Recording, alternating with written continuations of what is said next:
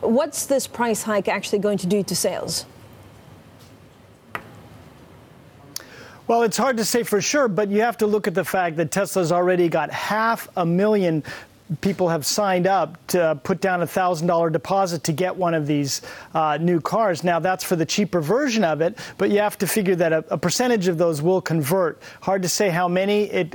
We don't know yet whether there'll be any special terms for people who have already made that deposit, but there is huge demand for the Tesla brand. For any vehicle that Tesla makes has generally been able to sell faster than they can make them. That's why there's such a backlog. That's probably some of what went behind this decision. Now, if you're talking about the people at the lower end that were looking forward to buying it that hadn't put down a price yet, that is going to affect their sales going ahead. And their projection in terms of unit sales is going to be lower, of course, but the revenue they'll be getting will be much higher.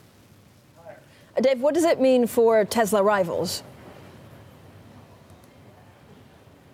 Well, if you're a Nissan or a Toyota, of course, this is really great news. They have to be patting themselves on the back or at least laughing a little bit, saying, we told you so. We knew that a competitor like Tesla, new to the system, talking about how they're going to have all these vehicles at this price point. They knew that was going to be really hard to deliver on, and they're seeing now yet another sign that Tesla really can't deliver on that price point, at least not in the quantities that people have signed up to sell. So this is good for the Toyotas, the Nissans. Now, for the BMWs and the Mercedes, it's not so good because that's another car they're going to have to compete with.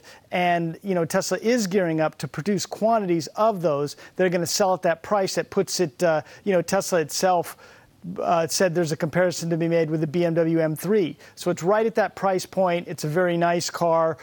If you like the idea of an electric car, the specs are very high for this car. So it's not good for those competitors who would be in that same niche.